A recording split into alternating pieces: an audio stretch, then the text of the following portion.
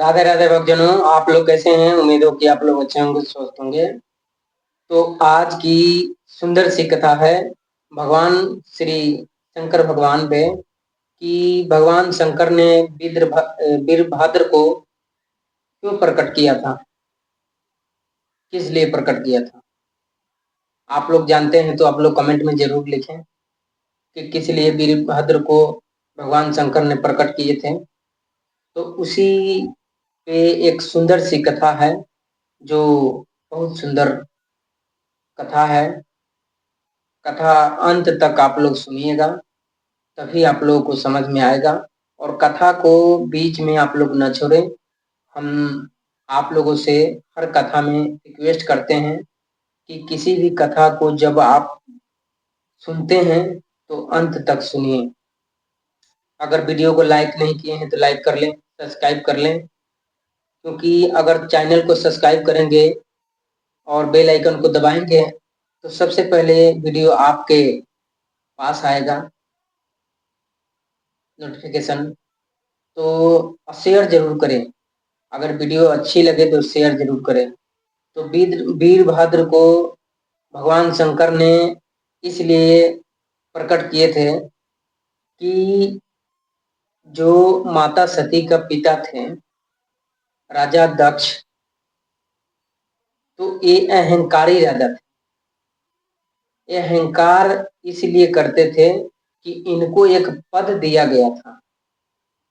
तो कोई भी पद है, पद का दुरुपयोग ना करना चाहिए किसी इंसान को या देवता को। भगवान तो भगवान है, भगवान शंकर तो अंतर्यामी है, जगत के स्वामी है, परम पिता परमेश्वर वही है।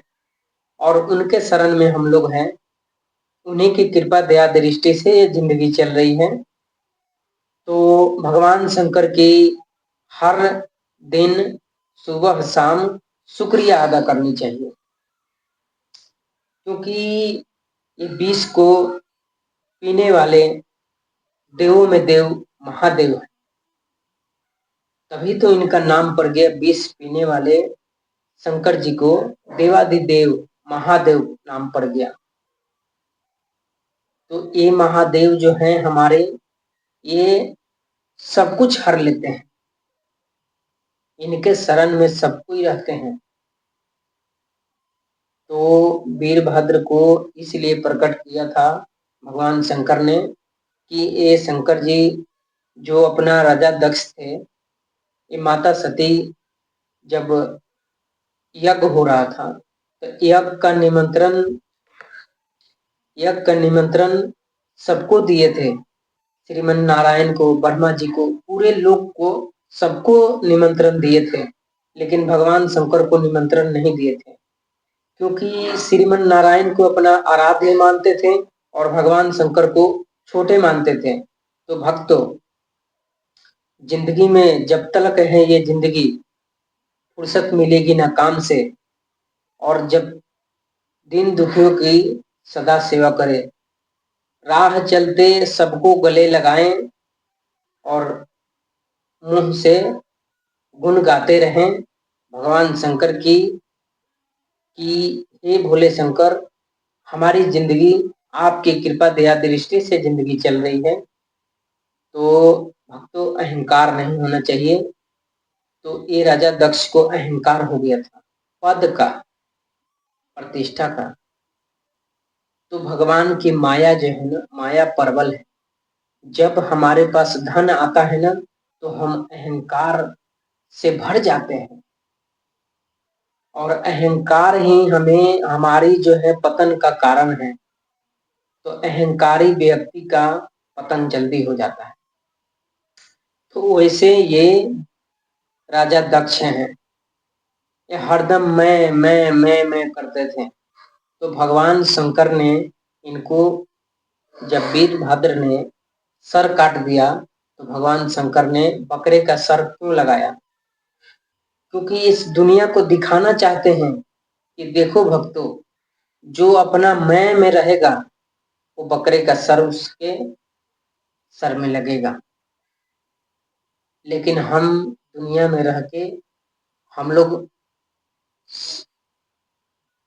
शास्त्र को नहीं पढ़ते हैं। शास्त्र को हमें पढ़ना जरूरी है।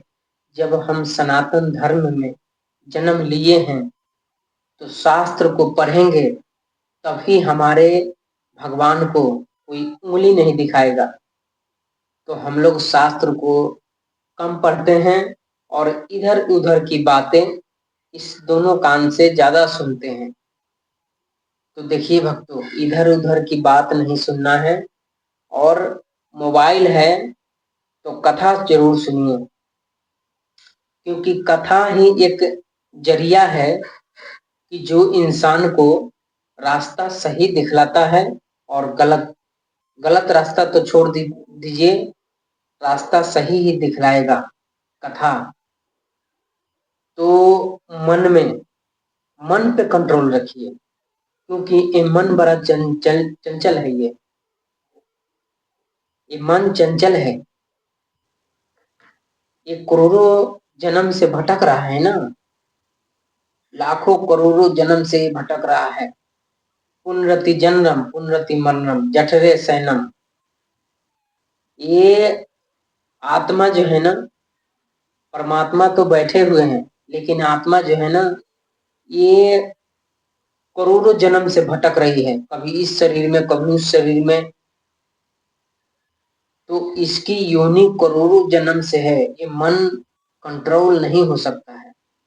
लेकिन जब हम प्रभु की शरण में रह के प्रभु की गुण गाएंगे और सदा भक्ति करेंगे, तो हमारे मन जो है ना, कंट्रोल धीरे धीरे होगा। गीता में भगवान श्री कृष्ण कहते हैं, अर्जुन जब सवाल किए अर्जुन से, तो अर्जुन बोले कि केशव, ये मन बड़ा चंचल है। तो श्री कृष्ण भगवान कहते हैं कि ये मन चंचल रहेगा, मन को नियंत्रण नहीं कर सकते हैं, लेकिन निरंतर इसे अभ्यास करने से एक न एक दिन मन को बस में किया जा सकता है। तो भक्तों, ये मन जो है ना, मन पे कंट्रोल नहीं होगा। इनको अभ्यास करते करते इसको मन को कंट्रोल किया जा सकता है।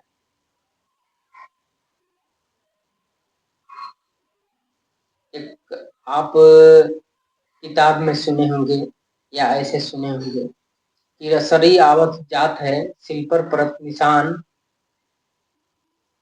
तो रसरी का जो है ना, आना जाना अगर लगा रहेगा तो पत्थर भी घिस जाएगा। तो वैसे ही हमारी भक्ति है। पहले तो मन नहीं लगेगा, लेकिन बाद में जब निरंतर अभ्यास करने से मन लगेगा, और धीरे धीरे ऐसे लगेगा कि जब ये मन लग जाएगा ना भक्तों, तो कभी हमें छोड़ने को दिल नहीं करेगा श्री शंकर प्रभु को। और प्रभु से सदा जब भी मंदिर में जाएं, भगवान शंकर की आराधना करें, बोले हे शिव शंकर, ये मन तन और जो भी है हमारे शरीर में, विवेक बुद्धि सब आपके चरणों में समर्पित है। ये मन जो है ना, ये सदा आपके चरणों में लगे रहें। क्योंकि देखिए भक्तों, जब भगवान ने ये जिंदगी दिए हैं, तो 84 लाख योनियों के बाद ये इंसान का तन मिला है। तो इस तन से दुरुपयोग ना करें, सदा सदुपयोग की भावना रखें, और सदा सदा सबकी सेवा करें, परोपकार की भावना रखें, धर्म पे चलें, धर्म पे आरूढ़ रहें, और सनातन जो है ना, सनातन की सदा झंडा लहराते रहें। जय सनातन धर्म की जय हो। जिस धरा पे ये घूम रही है, ये चंद्रबिंदु हैं, गर्व से कहो हम हिंदू हैं। तो हमारे सनातन धर्म में सबसे ऊंचा पद पे हम ही लोग हैं, लेकिन हमारे ही सनातन धर्म में गद्दार छिपे हुए हैं जो सनातन को बदनाम करते हैं। तो देखिए भक्तों, सनातन को सदा हमें ऊंचा रखना है। देखिए धीरेन्द्र शास्त्री जो हैं, वो सनातन को टारगेट कर रहे हैं, लेके चल रहे हैं। हमारे अनुद्धाचार्य जी महाराज और देवकी नंदन जी, देश के सभी जो भी अपना ये संत जो लोग हैं, ये सनातन को लेके चल रहे हैं। अगर हम लोग भी लेके चलेंगे तो हमारी भारत की आर्थिक स्थिति कभी भी सुधरेगी। लेकिन भक्तों, आप लोग तो कथा सुनते नहीं हैं, और जितना अश्लील पिक्चर है, अश्लील वीडियो है, वही पे आप लोग को ध्यान है। तो देखिए भक्तों, जिंदगी में योगी बनिए, भोगी नहीं। क्योंकि देखिए हमारे शरीर में खून जो है ना, उतना बल नहीं देता है जितना हमारे भोगों को में चला जाता है। हमारी शक्ति, उस शक्ति को आप बचा के रखेंगे तो ज्यादा दिन तक जिएंगे।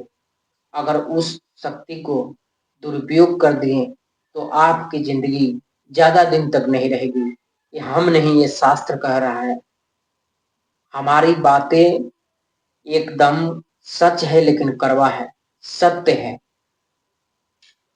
तो अपने शरीर का जो है ना मेन चीज, उसको कंट्रोल करके रखिए। क्योंकि हमारे शरीर में मेन वही है। भोग ना भोगे, योगी बने, भोगी नहीं बने। ये वासना सताती है, ये काम सताती है, लेकिन काम को कंट्रोल करके रखना है। भगवान शंकर ने काम को जला के भस्म कर दिया। इस बात को आप जानते हैं, मानते हैं, लेकिन तभी भी जानते हुए आप लोग दुरुपयोग करते हैं, सदुपयोग नहीं करते हैं। तो कथा तो चल रही थी कि राजा दक्ष को बकरे का सिर क्यों लगा दिया। तो देखिए भक्तों, ज्यादा अहंकारी व्यक्ति और मैं करेगा तो बकरे का सिर शंकर जी लगा देंगे। तो ज्यादा मैं ना करें। मैं नहीं हूं, हमारी कोई औकात नहीं है भगवान के सामने, और श्री शंकर जी के सामने, भोले शंकर के सामने हमारी कोई औकात नहीं है। दुनिया वही चला रहे हैं। इस सृष्टि पे सबसे सब कुछ करने वाले, धरने वाले, अंतर्यामी, जगत के स्वामी, परम पिता परमेश्वर हैं भगवान शंकर। तो भगवान शंकर को कम न समझे, वीरभद्र को प्रकट कर दिए, और वीरभद्र ने राजा दक्ष की सर काट दिया। क्योंकि गलती तो कर दिए थे ना। गलती ये किए थे कि अपमान कर दिए थे, भगवान शंकर को अपमान कर दिए, माता सती को अपमान कर दिए।